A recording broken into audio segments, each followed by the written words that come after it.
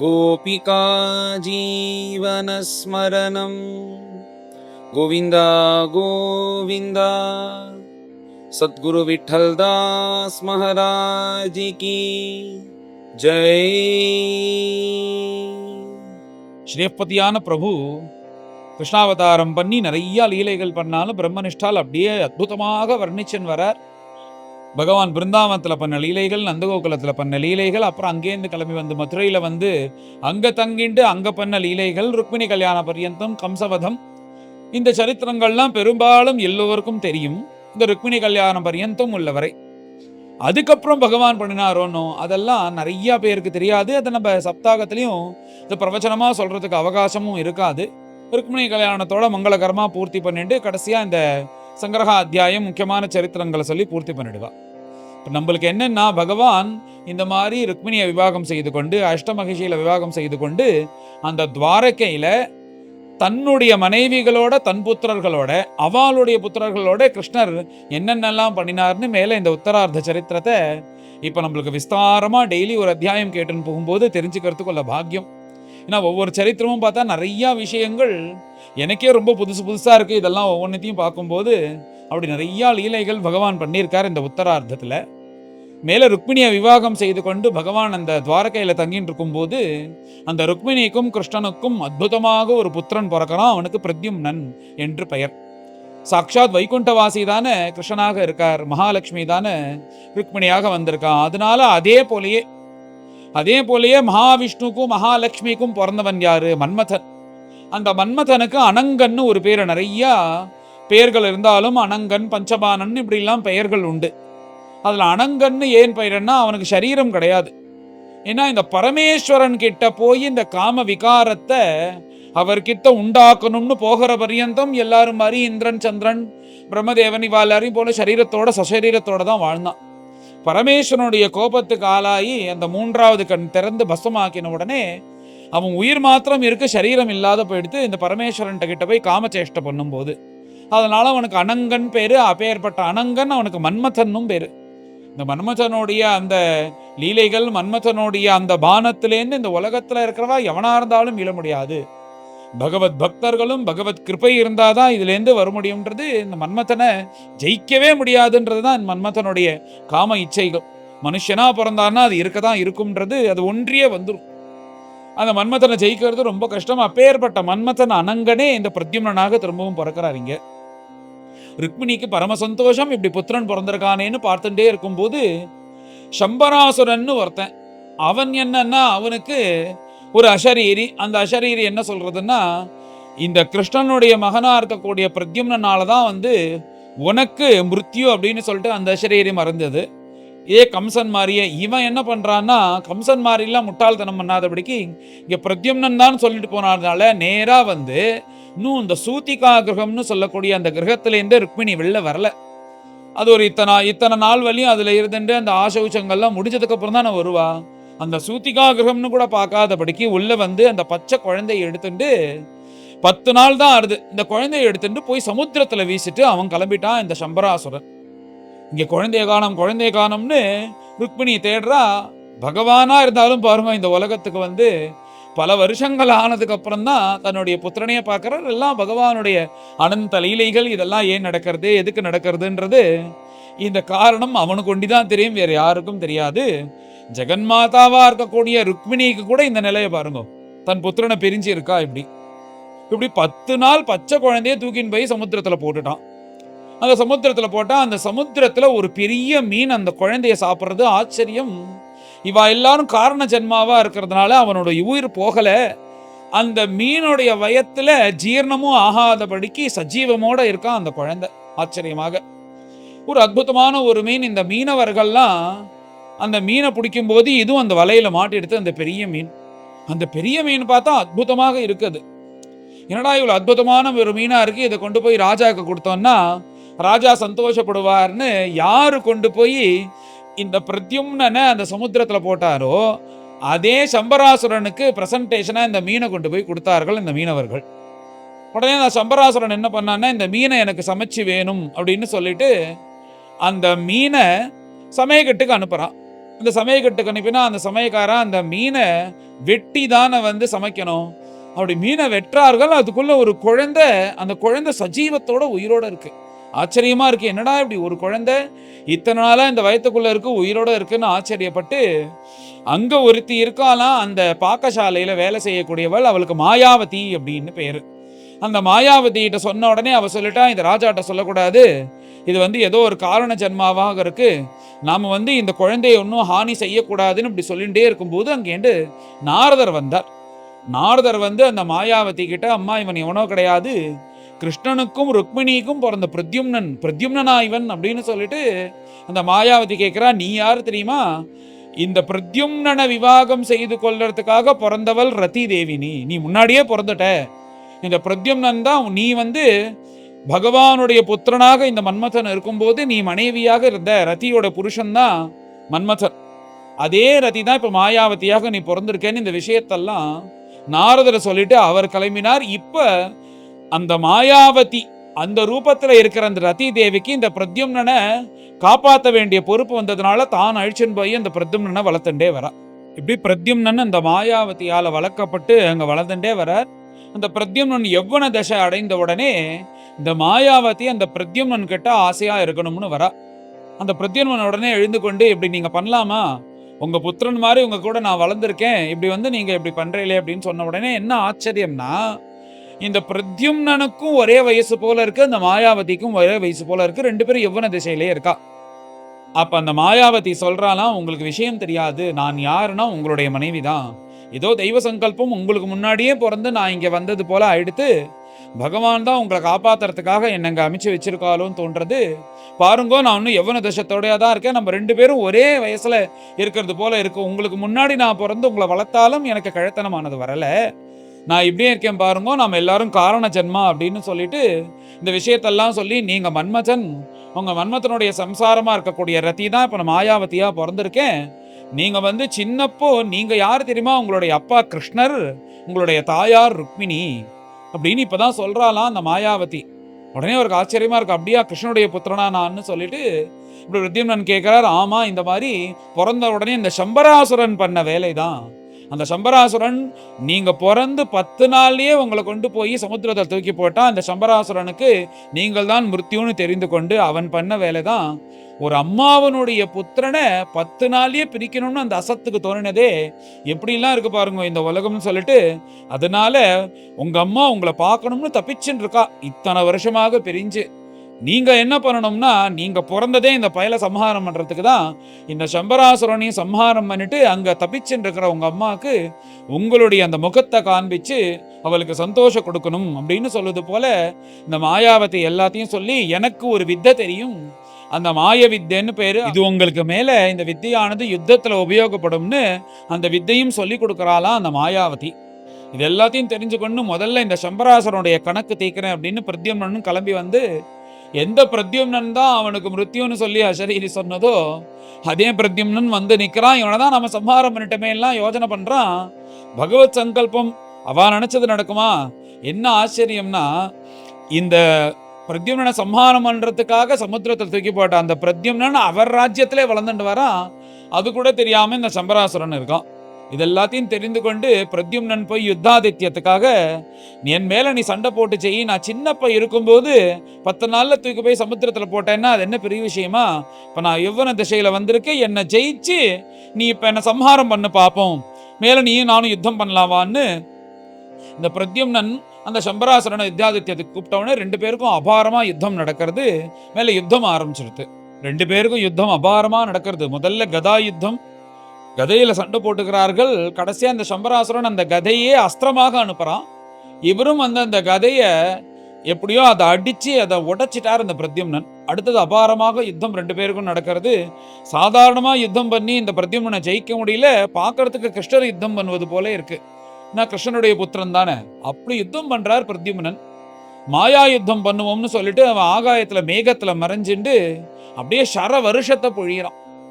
இந்த மாயா யுத்தம் இவன் பண்ணுவான்றதுக்காக தான் முன்பே வந்து மாயாவதி இந்த மாய வித்தையை கத்து கொடுத்தா. இவரும் அந்த வித்தையை வச்சுட்டு இந்த பான மழை மாதிரி பெய்யறதே அந்த பானங்கள், அதுலேருந்து தப்பித்து கொண்டு அங்கே இங்கேயும் சஞ்சாரம் பண்ணிட்டே இருந்தார். இப்படியே இந்த பயலை விடக்கூடாதுன்னு சொல்லிட்டு அப்படி சஞ்சாரம் பண்ணிட்டே வந்து அந்த மாயினாலேயே அவன் எங்க இருக்கான்னு தெரிந்து கொண்டு பெரிய கட்கத்தை எடுத்துட்டு அவனுடைய சிரச்சேதம் பண்றாராம் அந்த பிரத்யும்னன்.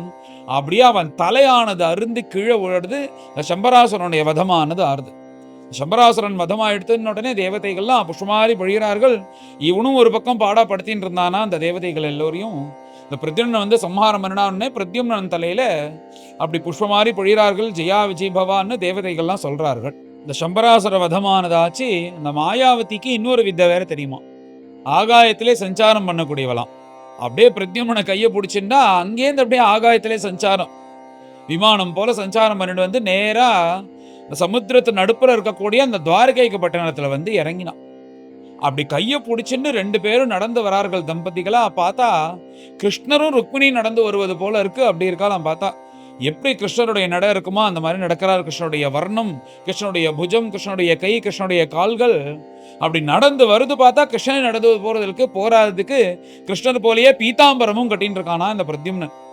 அப்படி நடந்து வந்துட்டே இருக்கும்போது அந்த துவாரகால இருக்கிற ஸ்திரீகள்லாம், யார் இது கிருஷ்ண ரூபத்தோட இன்னொருத்தர் வரா, மாயா ரூபத்துல வேற யாரா வராளோன்னு அவளுக்கு பயத்தோட ஒளிஞ்சிக்கிறார்கள். இந்த பிரத்யும்னனை பார்த்து கொஞ்சம் வெக்கத்தோடையும் பயத்தோடையும் ஒளிஞ்சிக்கிறார்கள் அந்த துவாரகா ஸ்திரீகள் எல்லோரும்.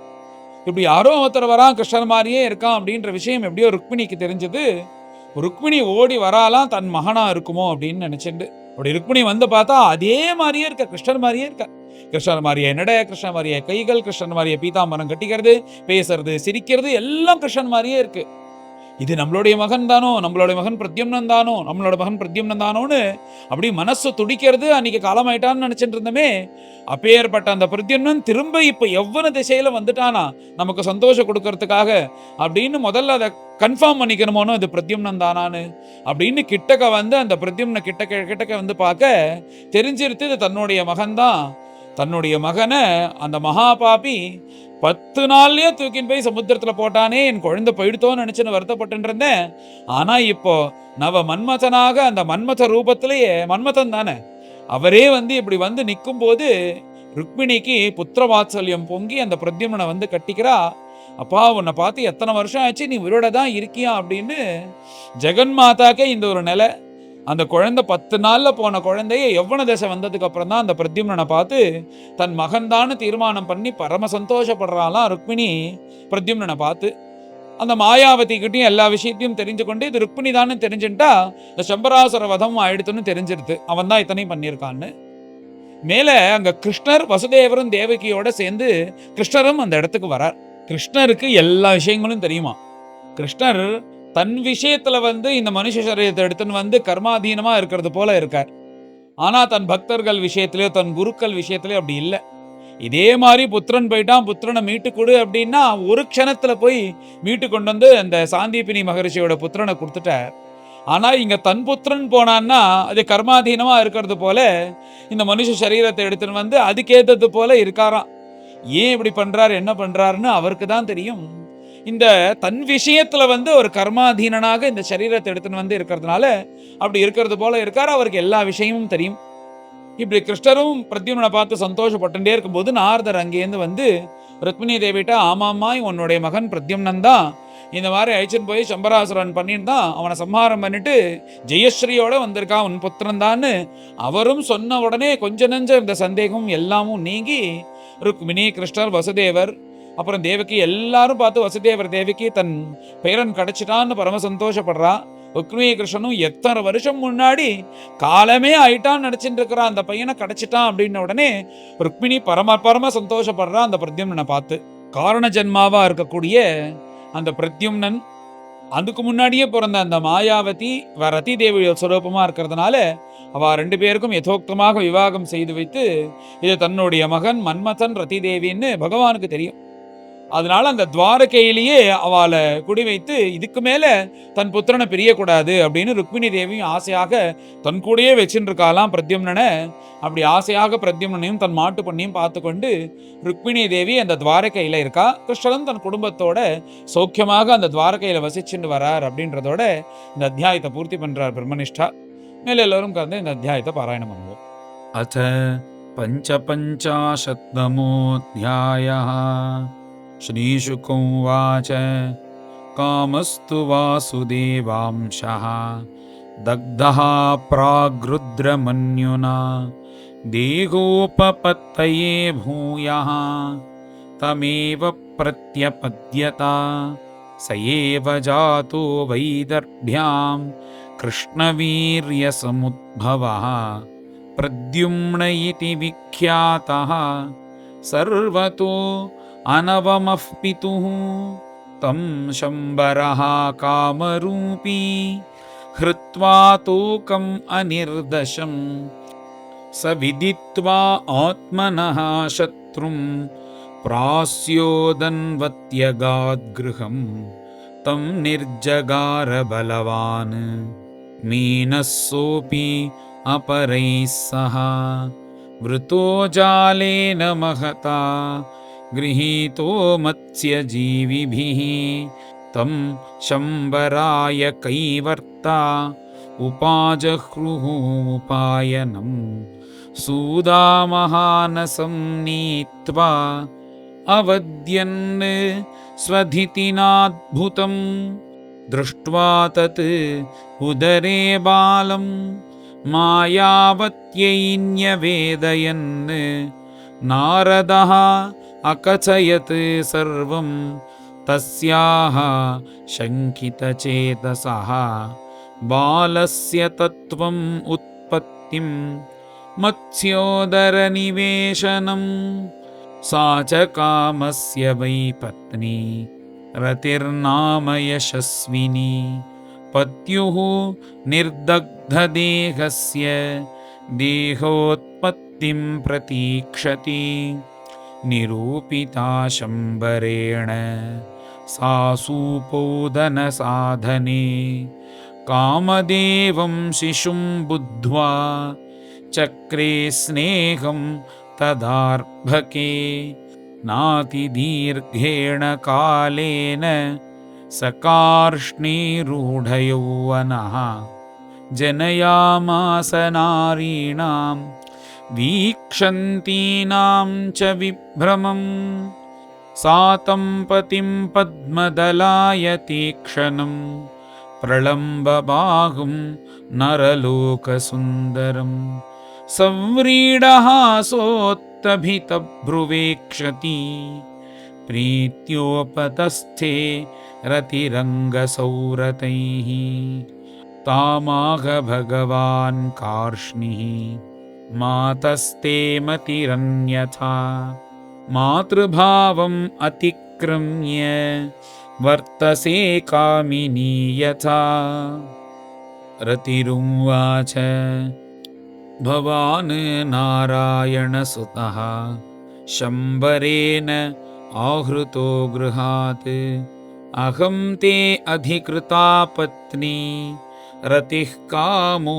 भवान् प्रभो एष त्वानिर्दशं सिन्धौ अक्षिपत् शम्बरो असुरः मत्स्यः अग्रसीत् तदुदरात् इह प्राप्तो भवान् प्रभो तमिमं जहि दुर्धर्षं दुर्जयं शत्रुमात्मनः मायाशतविदं त्वं च मायाभिः मोहनादिभिः परिशोचति ते माता कुररीव गतप्रजा पुत्रस्नेहाकुलादीना विवत्सा गौरिवातुरा प्रभाष्यैवं ददौ विद्यां प्रद्युम्नाय महात्मने मायावती महामायां सर्वमायाविनाशिनीं स च शम्बरमभ्येत्य संयुगाय समाह्वयत् अविषह्यैः तमाक्षेपैः क्षिपन् सञ्जनयन् कलिं सोऽधिक्षिप्तो दुर्वचोभिः पादाहतैवोरगः निश्चक्रामगदापाणिः अमर्षात्ताम्रलोचनः गदामाविध्य तरसा प्रद्युम्नाय महात्मने प्रक्षिप्य व्यनदन्नादं वज्रनिष्पेषनिष्ठुरं ताम् आपतन्तीं भगवान् प्रद्युम्नो गदया गदाम् अपास्य शत्रवे क्रुद्धः प्राहिणोत् स्वगदां नृपा स च मायां समाश्रित्य दैतेयीं मयदर्शितां मुमुचे अस्त्रमयं वर्षं कार्ष्णो वैहायसो असुरः वाध्यमानः अस्त्रवर्षेण रौक्मिणेयो महारथः सत्त्वात्मिकां महाविद्यां सर्वमायोपमर्दिनीं ततो गौह्यकगान्धर्व पैशाचोरगराक्षसीः प्रायुङ्क्त शतशो दैत्यः कार्ष्णिः व्यधमयत्सताः निशातम् असिमुद्यम्य सकिरीटं सकुण्डलम् शम्बरस्य शिरः कायात् ताम्रश्मश्रोजसाहरत् आकीर्यमानो दिविजैः स्तुवद्भिः कुसुमोत्करैः भार्यया अम्बरचारिण्या पुरं नीतो विहाय सा अन्तःपुरवरं राजन् ललनाशतसङ्कुलं विवेशपत्न्या गगणात् विद्युतेव बलाहकः तं दृष्ट्वा जलदश्यामं पीतकौशेयवाससं प्रलम्बबाहुं ताम्राक्षं सुस्मितं रुचिराननं स्वलङ्कृतमुखाम्भोजं नीलवक्रालकालिभिः कृष्णं मत्वा स्त्रियो ह्रीता निलिल्युः तत्र तत्रः अवधार्य शनैरीषत् वैलक्षण्येन योषितः उपजग्मुः प्रमुदिताः सस्त्रीरत्नं सुविस्मिताः अथ तत्र असितापाङ्गी वैदर्भी वल्गुभाषिणी अस्मरत् स्वसुतं नष्टं स्नेहस्नुतपयोधरा कोऽन्वयं नरवैदूर्यः कस्य वा कमले क्षणः धृतः कया वा जठरे केयं लब्धा त्वनेन वा मम चापि आत्मजो नष्टः नीतो यः सूतिकागृहात् एतत्तुल्यवयोरूपः यदि जीवति कुत्रचित् कथं त्वनेन सम्प्राप्तं सारूप्यं शार्ङ्गधन्वनः आकृत्य अवयवैर्गत्या स्वरः सावलोकनैः स एव वा भवेन्नूनं यो मे गर्भे धृतोर्भकः अमुष्मिन् प्रीतिरधिका वामस्फुरति मे भुजः एवं मीमांसमानायां वैदर्भ्यां देवकीसुतः देवक्या आनकदुन्दुभ्याम् उत्तमश्लोक आगमत् विज्ञातार्थोऽपि भगवान् तूष्णीमास जनार्दनः नारदः अकथयत् सर्वं शम्बराहरणादिकम्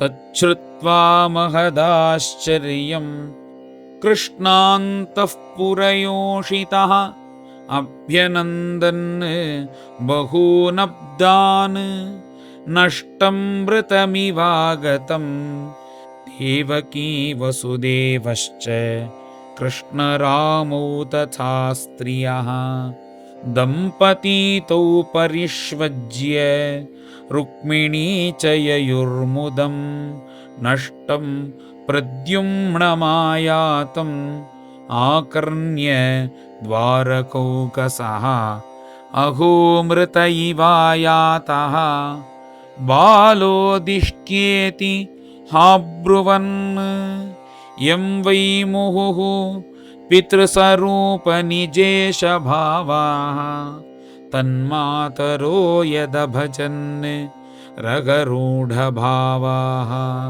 चित्रं न तत् खलु रमास्पदबिम्बबिम्बे कामे स्मरे अक्षिविषये किमुतान्यनार्यः।